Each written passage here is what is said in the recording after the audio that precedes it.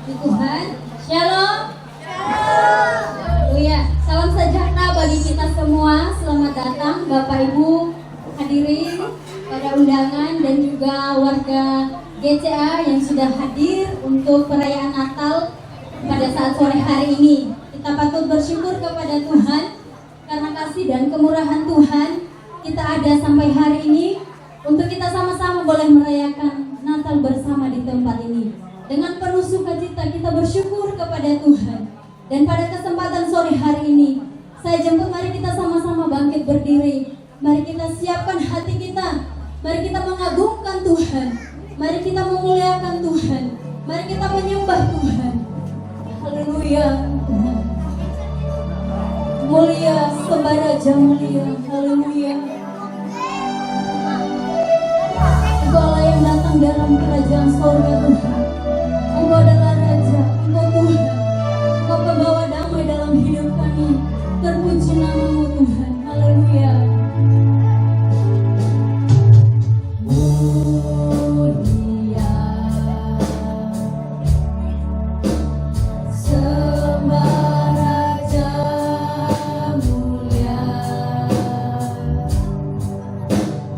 Bagi Yesus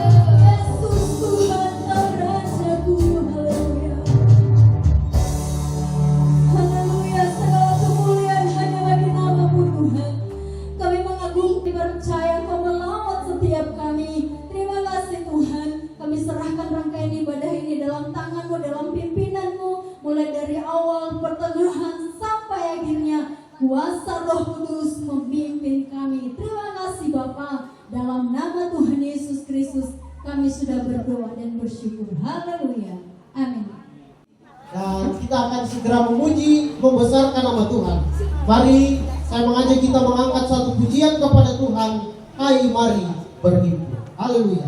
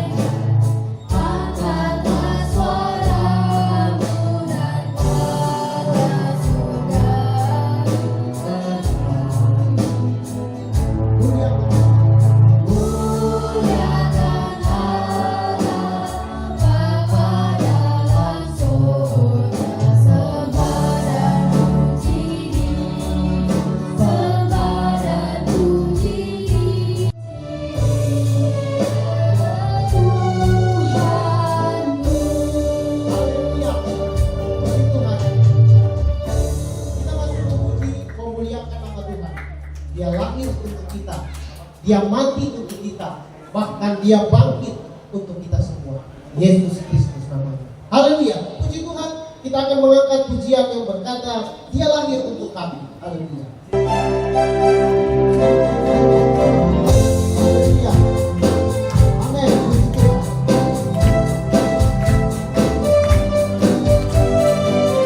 Dia lahir untuk kami.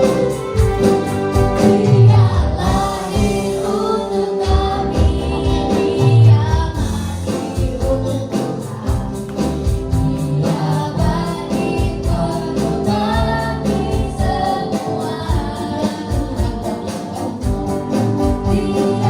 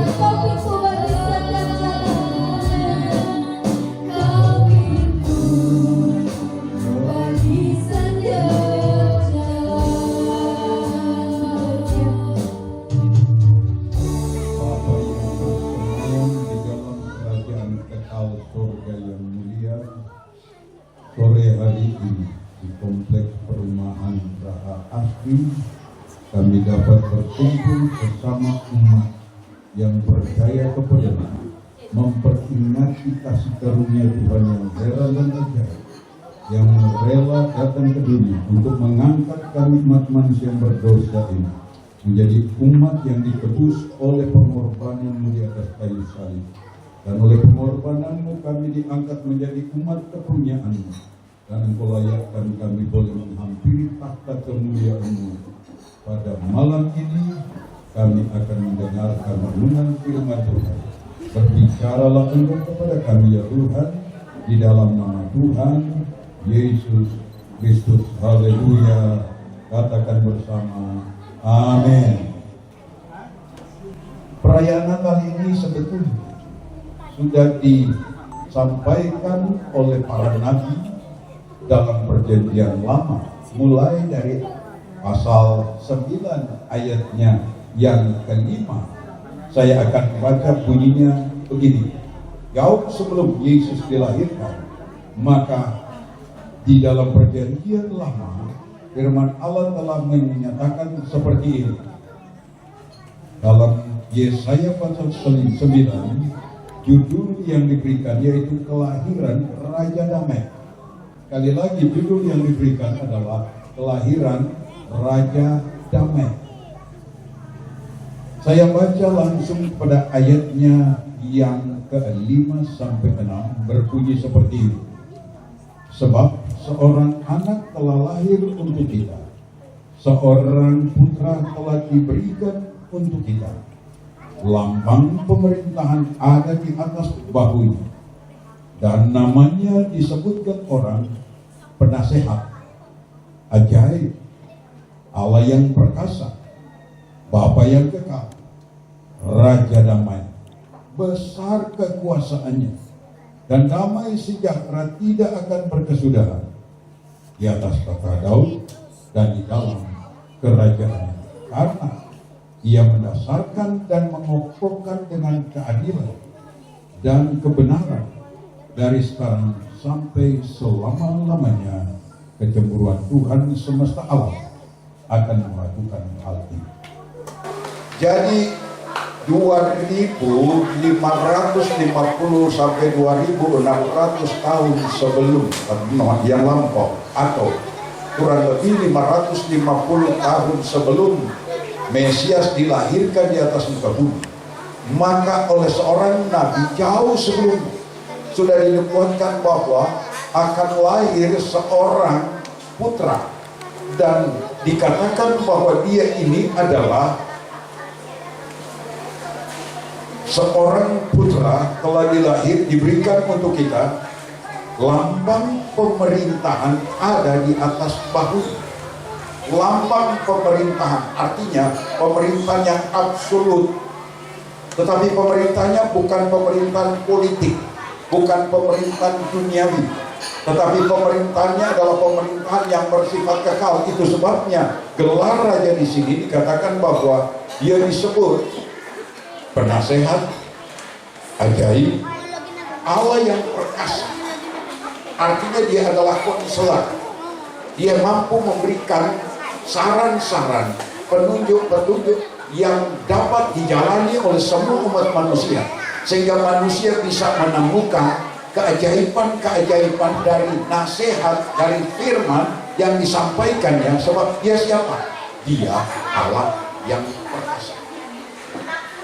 Jauh sebelum dilahirkan sudah dinubuatkan bahwa dia adalah Allah yang perkasa. Artinya di dalam bahasa aslinya disebut Allah Elohim, artinya yang mampu melakukan sesuatu yang tidak ada menjadi ada. Alam semesta pun, kalau kami baca di dalam kitab Kejadian, dikatakan bahwa alam semesta dari tidak ada apa-apa, lalu Allah jadikan menjadi ada. Dan alam semesta, dan Alkitab berkata bahwa waktu Yohanes pasal pertama ditampilkan ayat 1 sampai 4 dikatakan, kalau tidak ada dia, yaitu putra ini, yang kemudian kita kenal dia adalah Mesias, yang kita kenal lagi secara umum seluruh dunia, dia adalah Yesus. Kalau tidak ada dia, tidak ada yang diciptakan di alam semesta ini. Tetapi oleh karena ada dia, sehingga alam semesta diciptakan, dan semua makhluk baik di sorga maupun di bumi dihadirkan oleh dia. Dan kita ini adalah makhluk yang dihadirkan sebagai makhluk yang paling sempurna dari semua makhluk yang pernah diciptakan oleh dia di atas muka bumi. Berikut dia katakan bukan cuma Allah perkasa, tapi dia juga adalah Bapa yang kekal. Bapa yang kekal artinya kita sebut dia di sini ditampilkan dia Allah tetapi disebut Bapa. Kenapa? Sebab Allah adalah Allah yang maha pengasih, Allah adalah maha penyayang, Allah juga adalah maha pengampun, Allah juga adalah Allah yang rela menebus semua umat yang dia cintai dengan cara apapun. Dan puncaknya kita lihat dalam Alkitab bahwa begitu besar kasih Allah kepada kita, yang rela berkorban di atas kayu salib.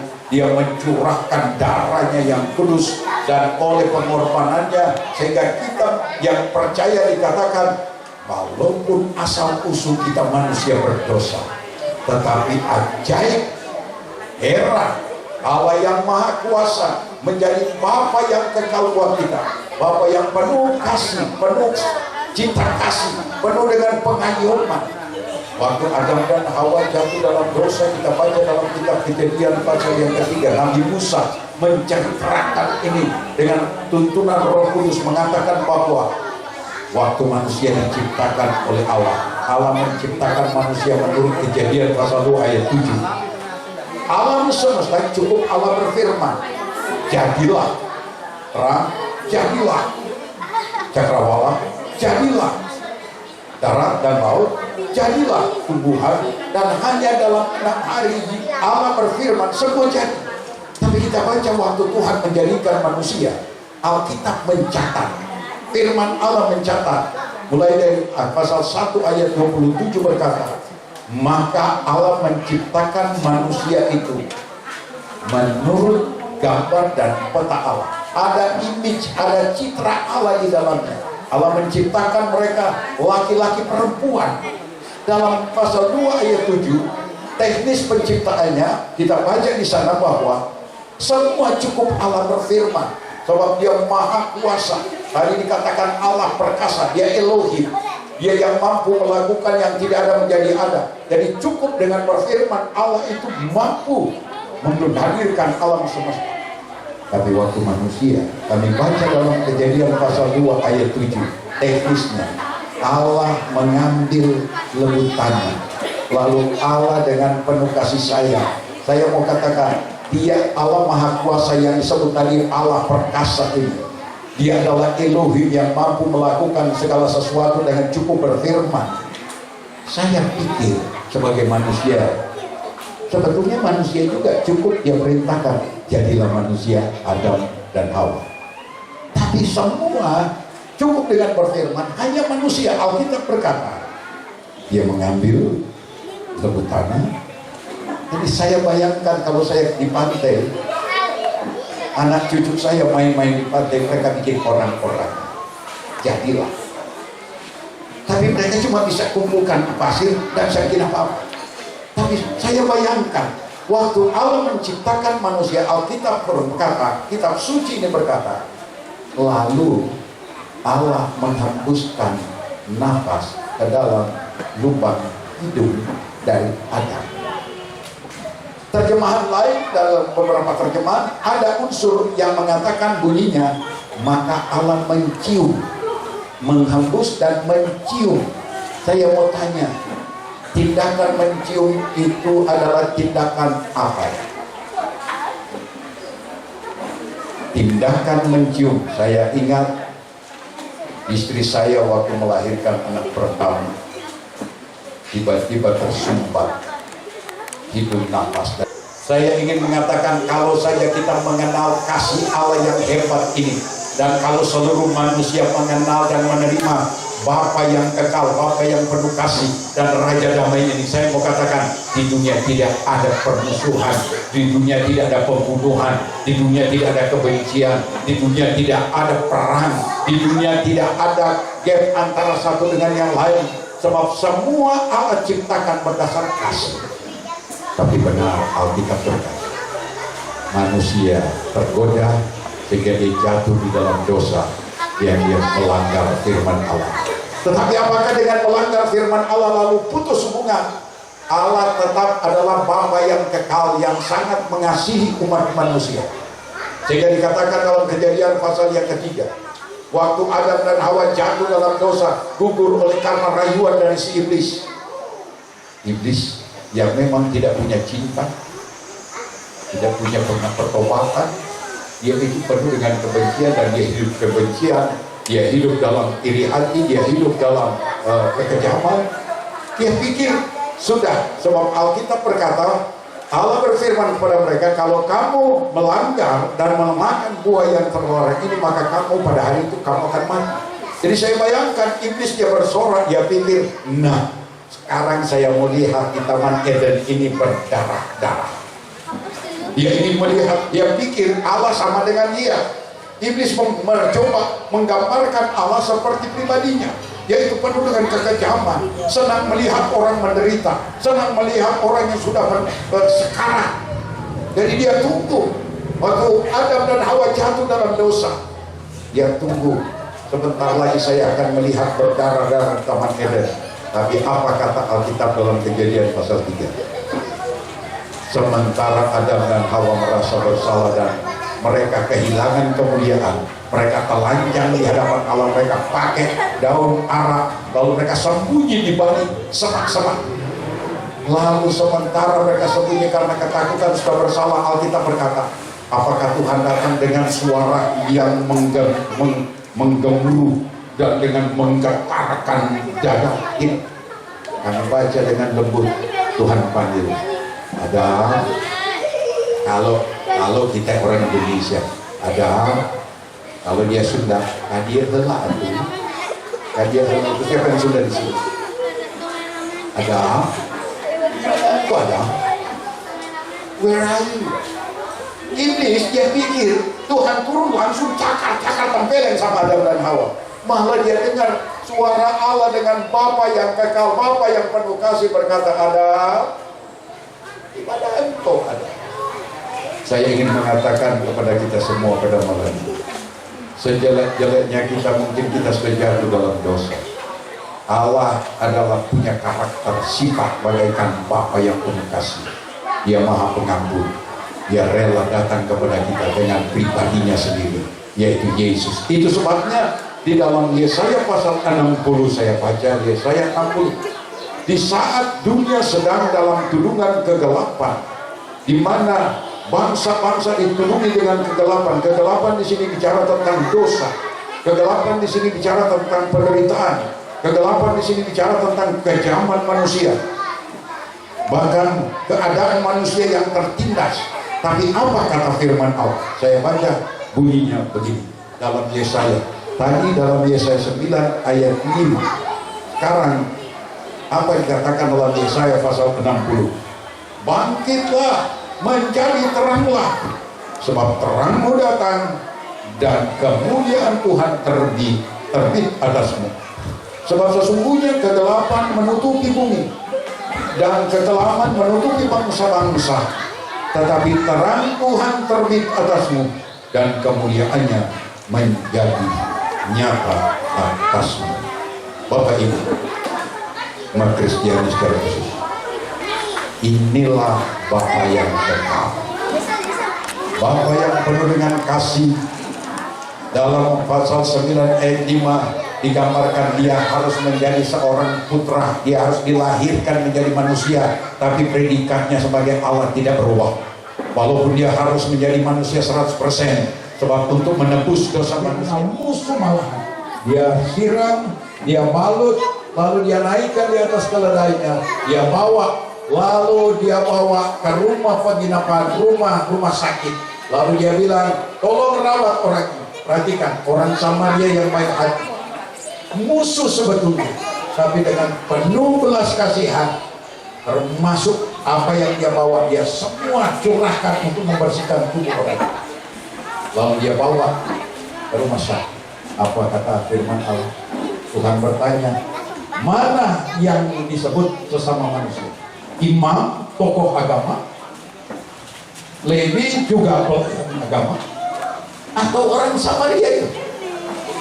Tokoh agama yang dia bilang, orang Samaria itulah yang sesama manusia. Yesus datang, kita tidak kenal tadinya, tapi dia datang menyatakan diri, dia rela merendahkan diri, dan firman Allah berkata, saya kutip dalam Markus pasal 10 ayatnya yang ke-45. Apa kata Yesus? Satu, saya mau katakan, inilah anugerah Tuhan buat bangsa yang diberikan melalui pendiri-pendiri bangsa kita, melalui bapak-bapak pendiri bangsa kita, sehingga pasal Pancasila. Katakan amin. Katakan amin. Apalagi kalau ada kasih Kristus di dalamnya. Saya bangga dengan Bapak Jokowi, dengan presiden-presiden sebelumnya, mulai dari Soekarno, Bapak Soeharto. Dia yang mampu melakukan yang tidak ada menjadi ada. Jadi cukup dengan berfirman, Allah itu mampu menghadirkan alam semesta. Tapi waktu manusia, kami baca dalam Kejadian pasal 2 ayat 7, teknisnya Allah mengambil lebut tanah, lalu Allah dengan penuh kasih sayang, saya mau katakan, dia Allah Maha Kuasa yang disebut tadi Allah perkasa ini.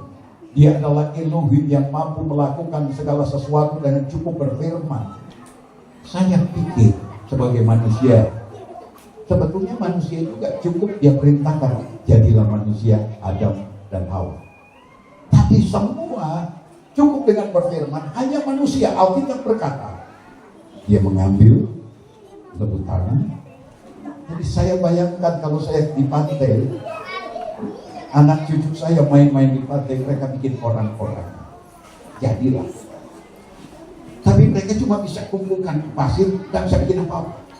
Tapi saya bayangkan, waktu Allah menciptakan manusia, Alkitab berkata, kitab suci ini berkata, lalu Allah menghembuskan nafas ke dalam lubang hidung dari Adam. Manusia tidak mungkin kalau dia datang dengan kealahan 100%. Siapa yang berani mendekati Allah kalau dia datang 100%? Allah itu maha kuasa, Allah itu maha kudus, Allah itu adalah maha besar dan tidak dapat dihampiri oleh siapapun. Dan untuk menjalankan penebusan tidak mungkin kalau dia datang dengan wujud 100% Allah. Dia datang dalam wujud manusia. Dikatakan dia harus datang menjadi seorang anak hidup. bahkan sampai kepada keselamatan yang kekal. Malam ini tantangan buat kita sebagai umat Kristen. Kalau Yesus yang adalah Allah pribadi rela menjadi anak dan rela menjadi korban yang kudus demi untuk menebus kita semua umat manusia, umat Kristen yang dikasihi, saya bangga dilahirkan di Indonesia. Saya sudah keliling dunia, di negara-negara lain. Kalau sudah terjadi dua suku, terjadi perpecahan. Tapi Indonesia hampir 200 suku, bangsa dan bahasa. Tapi bisa satu, saya mau katakan, inilah anugerah Tuhan buat bangsa yang diberikan melalui pendiri-pendiri bangsa kita, melalui bapak-bapak pendiri bangsa kita, sehingga walaupun kita terdiri dari sekian ratus suku bangsa, tapi kita tetap terikat satu. Kenapa? Bhinneka Tunggal Ika dengan dasar Pancasila. Katakan amin. Katakan amin. Apalagi kalau ada kasih Kristus di dalamnya. Saya bangga dengan Bapak Jokowi, dengan presiden-presiden sebelumnya, mulai dari Soekarno, Bapak Soeharto, kemudian Habibie, kemudian Gus Dur, kemudian Megawati, Bapak Sujo, Bapak Yudhoyono, kemudian Bapak Jokowi, sekarang Bapak Prabowo. Dulu saya nggak mau sama dia, sebab saya takut dia militer. Ternyata Bapak Ibu saudara-saudara sekalian, saya tergeleng-geleng kepala. Penilaian manusia yang bodoh ini tidak seperti penilaian Tuhan. Amin. Dan apa yang dia bilang? 1000 sahabat kurang, 1 musuh terlalu banyak. Umat Kristiani pegang ini. Yesus datang karena ingin memperdamaikan kita satu dengan yang lain. Untuk itu saya tutup renungan Natal malam ini dalam Kolose pasal 3 ayat 14, berbunyi seperti ini. Saya baca Kolose pasal 3 ayat 14.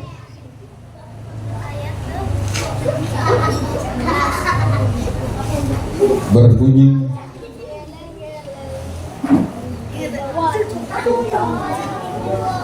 dan di atas semuanya itu kenakanlah kasih sebagai pengikat yang mempersatukan dan yang menyempurnakan. Kali lagi, di atas segala-galanya saudara boleh jadi kaya, saudara boleh pintar, saudara boleh menjadi seorang pimpinan agama, saudara boleh menjadi seorang yang mungkin mencapai pendidikan yang begitu tinggi. Tapi firman Allah berkata, di atas segala-galanya kalau tanpa kasih percuma. Tetapi dengan kasih Kristus, Alkitab berkata di sini, maka orang yang ada kasih Kristus, mereka terikat, mereka dipersatukan, mereka disempurnakan. Tidak memandang suku bangsa, tidak memandang status sosial, semua dipandang sama harganya. Sebab Allah pun memandang kita dengan penuh kasih, tidak mengenal apakah kita kaya miskin, apakah kita pintar bodoh. Tapi yang penting kita mau mengabdi kepada Tuhan, membuka hati dan meminta kasih dari Tuhan memenuhi hidup kita selama masih hidup di muka bumi. Dan saya yakin perumahan Geraha Chandra Asri akan mengalami damai, sejahtera, sukacita karena dia pribadi umat Kristiani menampilkan cinta kasih yang tulus, yang berdasar dari Yesus. Maka kita akan melihat bukan cuma Chandra Asri, seluruh dunia akan mengalami damai sejahtera kalau kasih Allah melalui Yesus Kristus ada di dalam hati kita. Semoga kiranya Tuhan menyertai kita dan memberkati kepada seluruh kaum Kristiani yang ada di Geraha Chandra Asri. Doa saya, jadilah teladan dalam kehidupan sehari-hari. Berikan damai sejahtera, tunjukkan kasih yang dari Allah, dan untuk juga sebagai berbangsa bernegara menuju Indonesia emas. Mari kita berpartisipasi dengan segala kemampuan yang ada. Jalan satu-satunya yang pertama tunjukkanlah kasih yang tulus kepada satu dengan yang lain. Tuhan kiranya memberkati, dan saya minta kita berdoa. Kita tundukkan kepala dan kita berdoa. Ya Bapa pencipta langit dan bumi, bahkan yang sangat mengasihi kami berterima kasih kalau di Geraha Chandra Kasih perumahan ini umat Kristiani dapat berhimpun bersama untuk merayakan kasih karunia Allah yang heran dan ajaib, di mana kami boleh memancarkan kasih dari sorga, kasih yang kekal, kasih yang kudus, kasih yang tulus, untuk mengikat kami menjadi sebuah bangsa yang diikat oleh kasih sayang dan menjadi satu karena kami adalah tebusan darah Tuhan Yesus Kristus. Terima kasih, kami sudah berdoa dan mengucap syukur. Mohon kasih karunia-Mu bagi bangsa dan negara kami, bahkan bagi Pulau Bali dan bagi perumahan Chandra Kasih. Di dalam nama Tuhan Yesus kami sudah berdoa dan mengucap syukur. Katakan amin. Selamat Hari Natal tahun 2024 dan menyongsong tahun baru 2025. Kami ucapkan selamat tahun baru. Tuhan Yesus menyertai kita dan tetap menjadi satu dalam ikatan kasih dari Tuhan Yesus Kristus. Tuhan memberkati.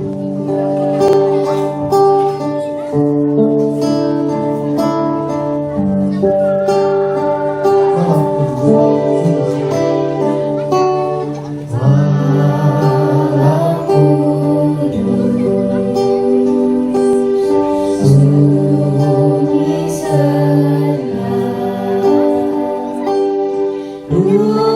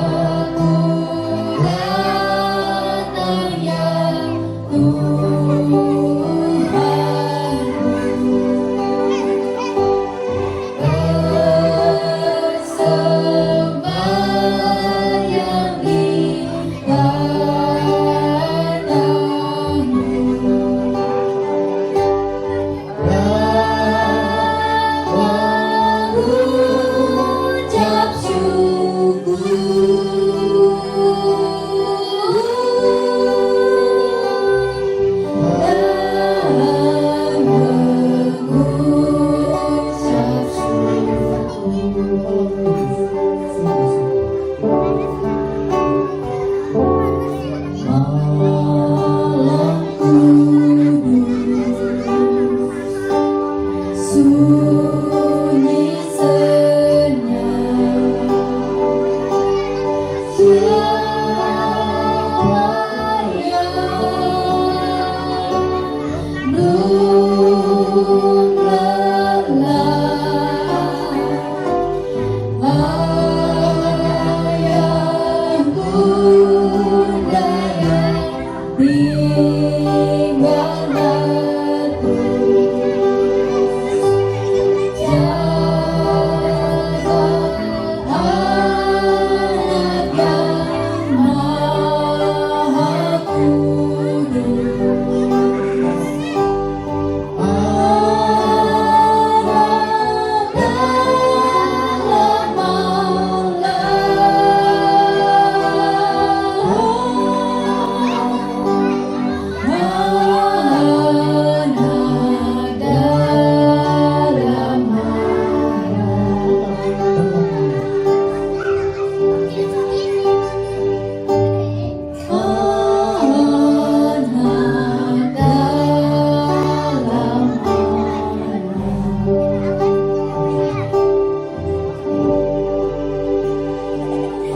Hari ini kami telah merayakan perayaan Natal. Damai yang Tuhan limpahkan di atas hidup kami. Pada malam hari ini kami bersatu hati Tuhan berdoa buat perumahan Geraha Chandra Asri di tempat ini. Biarlah damai, sejahtera, sukacita, keamanan, pertolongan Tuhan terus limpahkan di perumahan ini ya Bapa. Ini menjadi saksi-saksi-Mu Tuhan.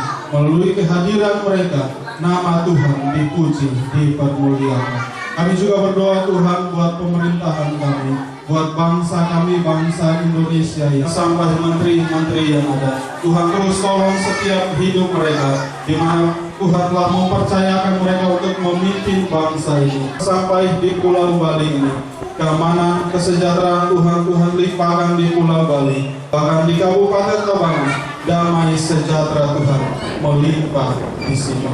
Tangan-tangan yang memberi Tuhan berkati. Kami siap memberi dengan penuh ucapan syukur hanya di dalam nama Tuhan Yesus Kristus. Haleluya. Amin. Kita angkat pujian, kasihnya seperti sungai, kasihnya seperti sungai.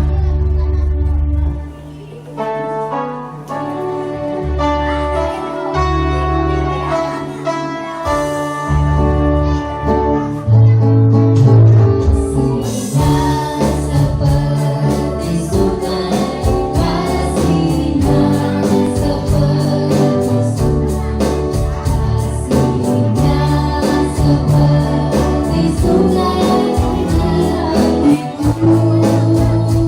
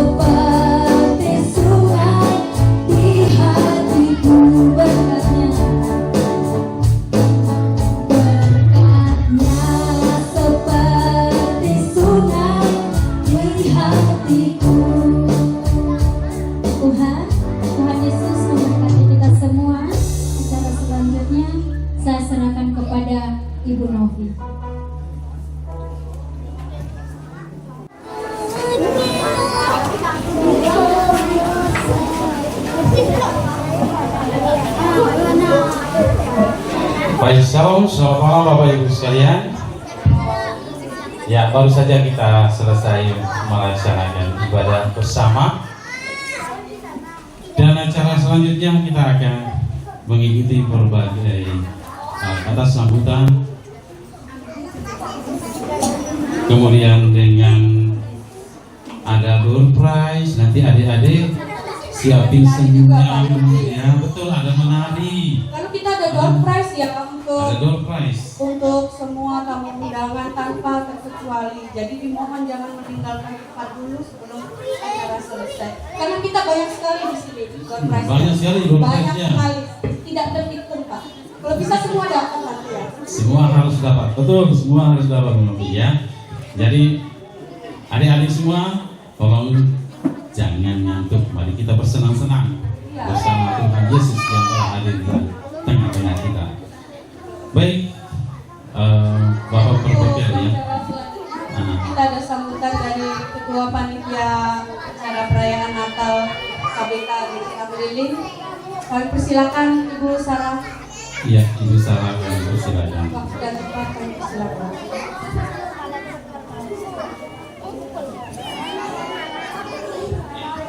Terima kasih atas waktunya Pak Yopi dan Ibu Novi.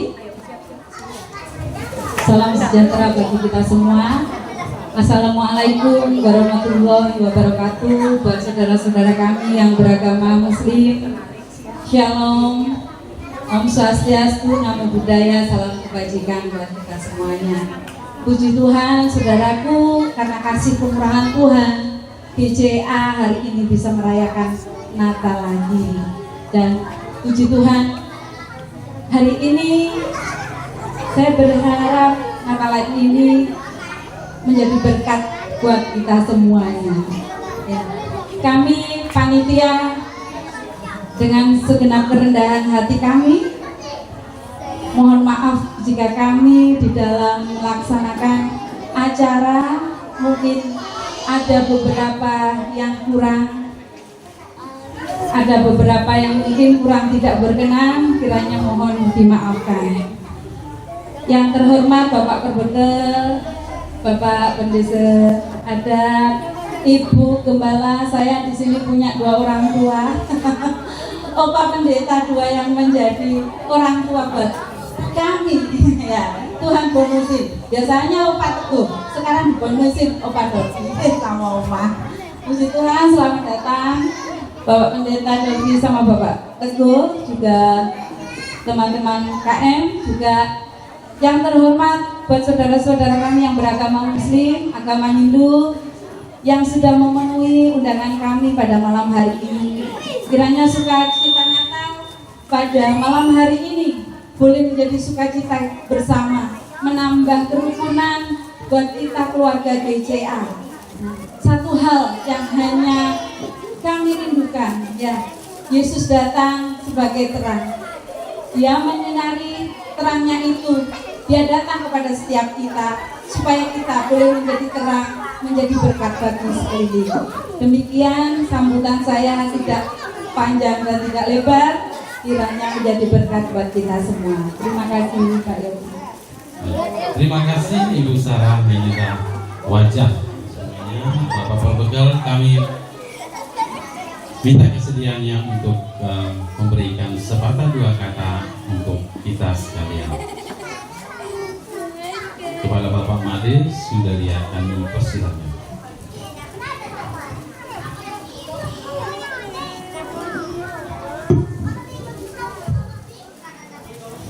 Terima kasih kepada saudara Hepsi. Assalamualaikum warahmatullahi wabarakatuh. Om Swastiastu, salam sejahtera bahagia untuk kita semua. Yang saya hormati Pak Pendeta, para tokoh atau pelingsir di perumahan Geraha Kandrasri Keliling, sahabat saya Irung Mesokan, Sane Batini Tiang, para undangan yang tidak saya bisa sebutkan satu persatu, yang sangat-sangat kami hormati. Atas rahmat Tuhan Yang Maha Esa, Semoga Tuhan yang bersetanah di tempat ini memberikan jalan terbaik bagi kita, khususnya perayaan Hari Natal kepada saudara kita di perumahan Geraha Chandra Asri ini tetap bisa lancar dan rahim. Kami selaku pemerintah desa atas nama warga Desa Biling sekali lagi mengucapkan perayaan Natal bersama keluarga besar Kristiani Perumahan Chandra itu. Sekaligus selamat tahun baru nanti 2025. Apa yang disampaikan Pak Pendeta luar biasa, Pak. Apalagi di sini perlu kami sampaikan bahwa penduduk di GCA ini betul-betul toleransi. Penduduk di sini beraneka ragam. Saya kira semua agama ada di daerah ini. Kenapa? Kita dimiliki welcome, penduduk apapun datang ke daerah kami siap untuk melayani. Bapak Ibu yang kami hormati, apa sampaikan Pak Pendeta benar. Sesuai dengan ajaran kami di Hindu, apa yang kami pikirkan, katakan, atau perbuat harus seimbang. Hubungan kita dengan Tuhan, hubungan kita dengan manusia, hubungan kita dengan alam tidak bisa dipisahkan. Kalau salah satu kita, jangan harap kita bisa sejahtera seperti ini. Apa yang disampaikan Pak Pendeta tadi benar. Di dalam Islam juga disampaikan bahwa BPNU Pak, tadi sudah disinggung bahwa Pancasila, Undang-Undang Dasar 45, Bhinneka Tunggal Ika tidak bisa ditawar. Di Kristen juga sampaikan tadi bahwa kasih persaudaraan ini luar biasa. Kalau kita sudah bisa asuh, jangan melakukan kekerasan, jangan anarkis. Saya kira luar biasa. Maaf Bapak Ibu yang kami hormati, termasuk anak-anak. 2 hari kemarin saya ketemu dengan saudara saya, orang tua rektor UNAS Pria. Ketemu dengan sahabat saya yang punya beberapa hotel di Ubud. Beliau pada saat itu menerima telepon dari Jepang. Saya sampaikan, dia semenjak remaja biasa hidup di Jepang. Apa yang terjadi? Zaman dulu waktu dia masih umur 21, 23 dan sampai beberapa tahun, kurang lebih 35 tahun di Jepang. Perkembangan Jepang dan sekarang jauh berbeda.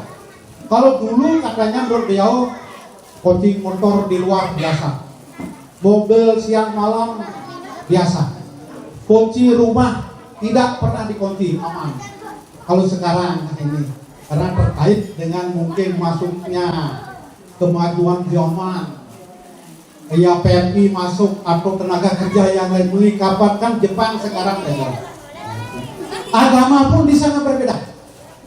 Kalau di sini sampaikan Pak Pendeta pasal 29 ayat 2 mengatakan bahwa semua warga Indonesia harus beragama, beribadah sesuai dengan keyakinan masing-masing. Kalau di sana maaf Pak Pendeta, kata teman saya liberal, ya kan, agama bukan, tapi kenyataan keamanan di sana itu berbeda dengan ini.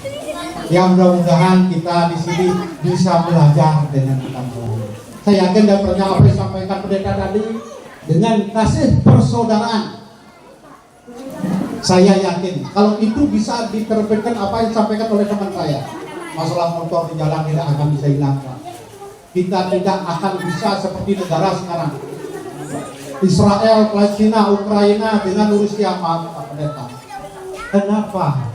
Karena terjadi cemburu sosial, tidak terkait dengan kasih persaudaraan. Merayakan Natal bersama keluarga besar Kristiani Perum Geraha Chandra Om Santi Santi. Assalamualaikum warahmatullahi wabarakatuh. Salam sejahtera untuk kita semua. Ayo rahayu. Baik, terima kasih Pak Perbekal.